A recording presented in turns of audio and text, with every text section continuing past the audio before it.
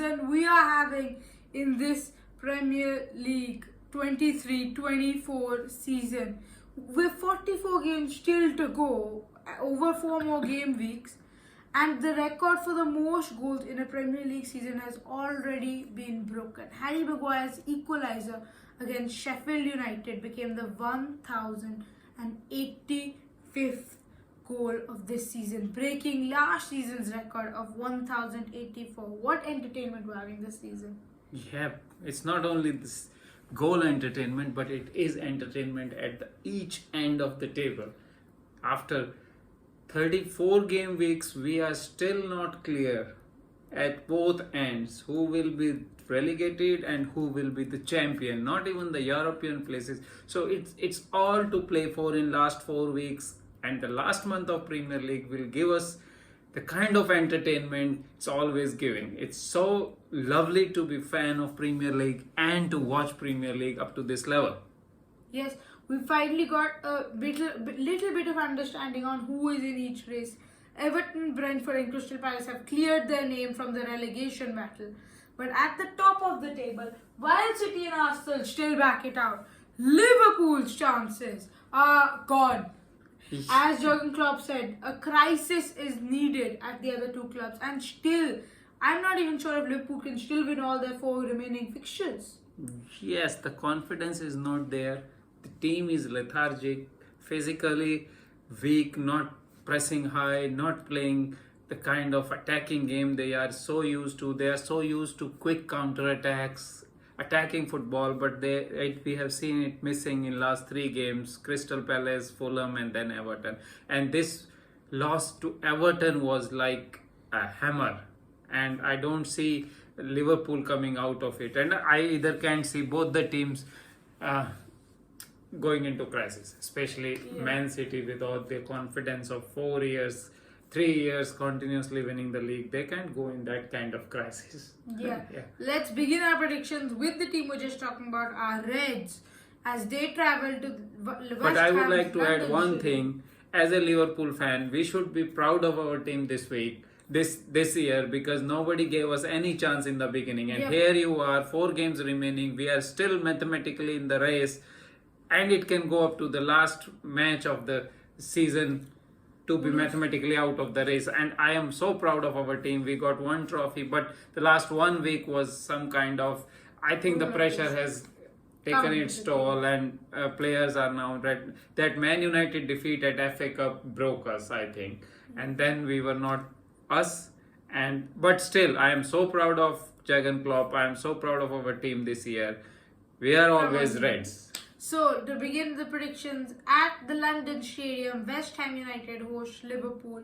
Now, I feel that with Liverpool, normally if we had played any of the other remaining 3 teams we've got, Aston Villa, Tottenham and Wolves, I would have predicted Liverpool to drop points, which is the state we are in right now. But due to West Ham's playing style, their underconfidence and their manager situation, I feel we can beat them. Jurgen Klopp's second best record in the Premier League is against West Ham. 14 games, 12 wins, 1 draw, 1 loss. An amazing record, and it will continue.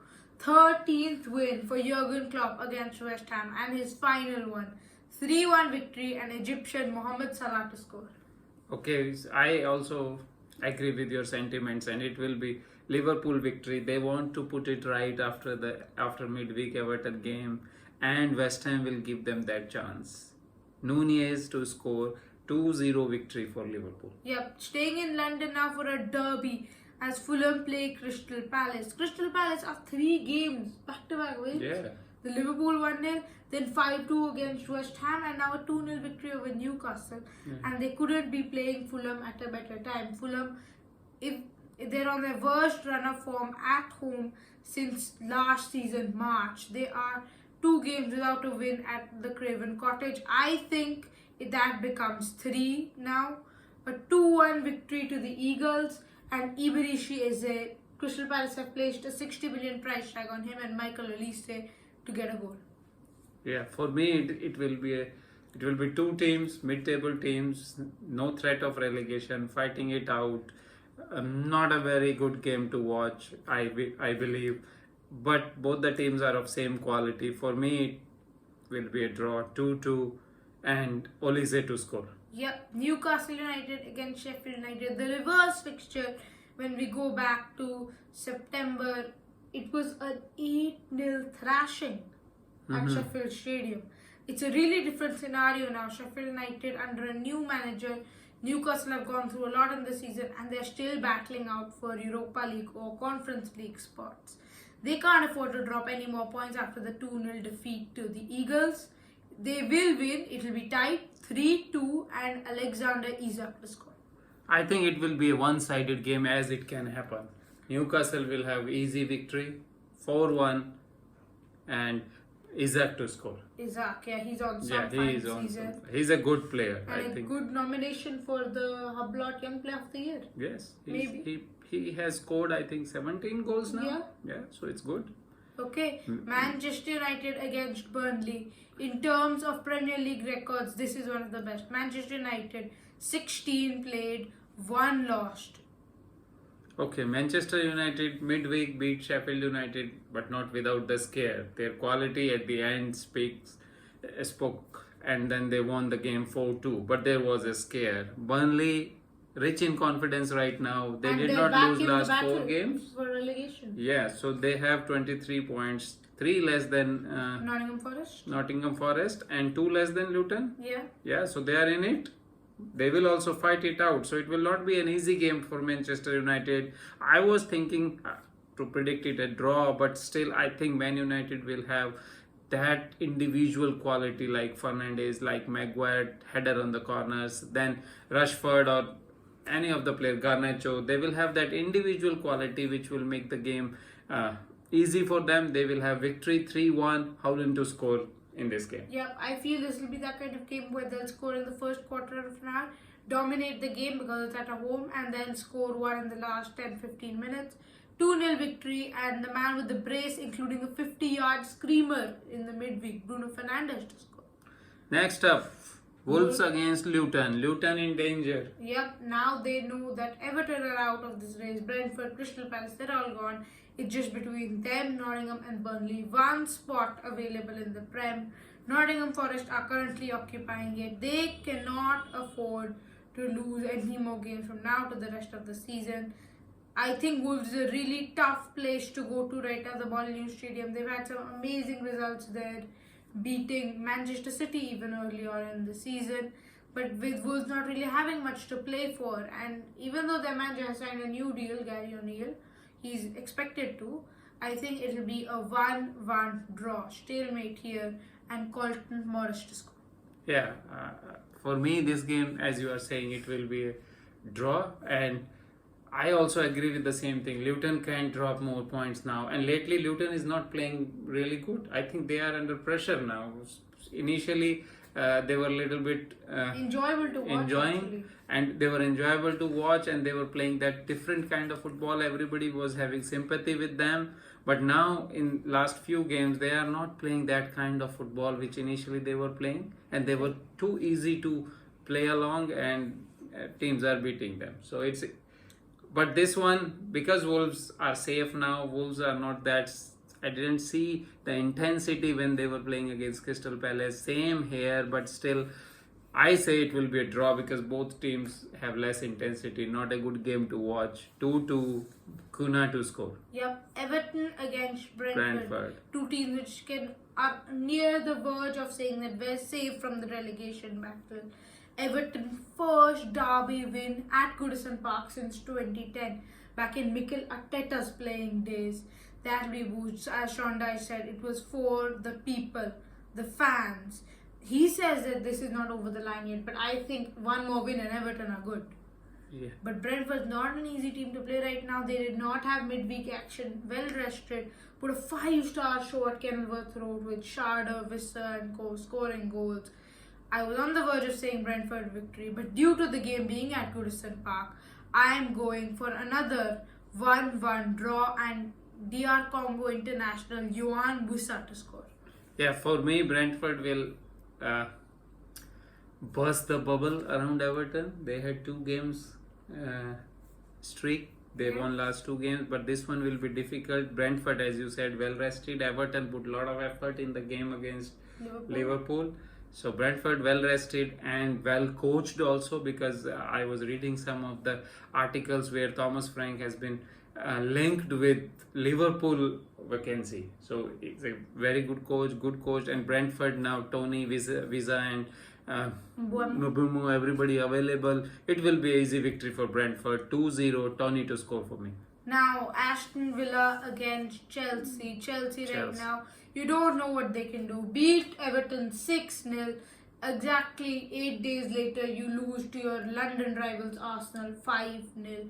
What is going on at that club right now? I think players don't care. At this point. Yeah, if they start well, score a goal or two, they get excited, score more. But if the other team score against them, they Confidence get comes. in that mode where they don't care. And a lot of injuries are also, but then players have to take the responsibilities and they have to win. But this one, Aston Villa in the rich vein of form. They are playing really good football. Unai Emery signed new contract up to 2027. Wonderful football. This one will be easy for them because Chelsea is not showing any fight. I don't know how Pochettino will motivate them after 5-0 loss to Arsenal. It will be Aston Villa victory. Aston Villa 2, Chelsea 0. Ole Watkins, Even though I'm contender for the Golden Boot. Premier League player this season also. Yes, Really good shot. he has some chance. Yeah, Watkins to score. Goals and assists. I think Chelsea will score, and it will be their man to get every other contribution he is involved in. Cole Palmer to score, but Chelsea still to lose 3-1 at Villa Park. Bournemouth against Brighton. I don't know how. Why there is so much fuss about the Brighton coach. I never found Brighton really playing exciting. I don't know. Means a lot of teams beat them. They try to play from the back, adamant to play from the back, try to do too many smart things, combinations and all, without even affecting, making a solid foundation. I think he has very good idea of football and he wants to invent things, but he doesn't have the kind of players he need to do that kind of thing, because he wants to do things in a Guardiola way, but he doesn't have the players what Guardiola has. So that is what it is. But then Bournemouth is playing good. Yeah, Bournemouth, they have a nice coach, midweek. And I think this will be a good game to watch, and Bournemouth will just nick it. Solanke will score. Bournemouth 2, Brighton 1. Yep, I'm sitting on the fence yet again. A 1-1 draw, and England striker Dominic Solanke to get his 20th goal of the season. Nottingham Forest, Man City. Pep Guardiola made a comment about all this Nuno Espirito Santo's VAR Nottingham Forest saga, and he said, "I never complained about the referees." Yeah, but he's never had the need to. If you say me like a whiny person or something, but then Man City never ever. I am watching them since Guardiola joined, and in last 8 years I had never saw single referee decision going against them. But now the decisions, I saw those 3 penalty appeals of Nottingham Forest. All 3 of them were clear penalty. Players kicking the other player. So I don't know what VAR is doing, and Guardiola need not to say that, because even you see that blunder in couple of years back when Rodri clearly handed the ball against Everton game and still nobody gave the penalty. So why would they complain? Even in the FA Cup against Chelsea, when the free kick was there and it was clear hand from Grealish, it was a clear cut penalty, but nobody gave the penalty even after checking the VAR. They didn't even give the corner. So why would Guardiola complain? Yeah, he's got no. So he don't need to complain because everything is going for him. So I don't see it. I agree with Nottingham Forest. It is one part that you can't question the integrity of referee, because once you start questioning that, then the whole league can go out of control. Yeah. You should not do that. You cannot do that. But then as many decisions are going wrong, we saw in Liverpool Tottenham game in the beginning of this season, those kind of decisions, how can they do it wrong? So VAR was placed to make the correct decisions. But VAR is creating the same situation what was there with the referees. So many talking points every week about war, not about the player performance, not about the teams. It is all about war. What war is doing, what not. We have to listen to the war conversation, then listen to the referees and all. So I don't know. This should not happen, but it is happening. We have to improve the war system. The first thing they are starting is that offside semi-automatic technology that might help. Similar to World Cup. Yeah, but I don't agree with Guardiola when he says I will not complain, because they never had to complain. But this saying all these things, this will be an easy game for Man City because they thrashed Brighton midweek. Now they will thrash Nottingham Forest. Finally, midweek. you're on the right side of prediction. Yeah, because when they see the target, it's very difficult to stop them from getting there. And now they are very, very clear that they have to win their game and they are champions. So 4-0, KDB to score. The only thing I feel is that City ground atmosphere right now, Nottingham Forest in a big relegation battle. I feel it'll be tight, but I've got to back City, obviously, this one. Very close, very tight, cagey football. City will probably dominate, but will only be able to get the one goal, which will seal victory. Erling Haaland to score. Next North up. London Derby, special edition, match of the week. Two teams, Arsenal, title race. If they win this, they reach 80 points with 3 games to go. Tottenham Hotspur, top 4 hopes. They've got really difficult games after this even. Liverpool and Chelsea still to play for them. They need to start winning games, but we can't see which one will they actually win at this point. Tottenham Hotspur, they are having some kind of iffiness. I'm not sure. They were well rested, no game midweek. Arsenal put a solid performance against Chelsea. White with 2, Havertz with 2, Trossard with a goal. It will be victory for them at their neighbour stadiums. Just a 3-2 victory, and Norwegian attacking midfielder Martin Odegaard to score. Yes, this because the way Tottenham play, this will be an open game. Arsenal will take benefit of that. I don't see Tottenham scoring against Saliba and Gabriel because there are some injuries also. Yeah. Udogie and I think couple of Udogie more. out for the rest of the They are season. injured, so they will find it difficult to break that defense of Arsenal, and it will be easy for Arsenal. I think Arsenal are playing good football at the moment, Scoring and goals they for will fun. win it 3-1. Havertz a Superman now. Nobody was convinced with him in the beginning, but now he is showing One his was work. like, who spent 65 million Yes, for this guy? and then it is 3-1 victory for Arsenal, and their march goes on. Their competition with Manchester City goes on. Thank you guys for watching this video. The title race and the relegation battle near its end. Please help us by liking this video and dropping a subscribe. Thank you. Thank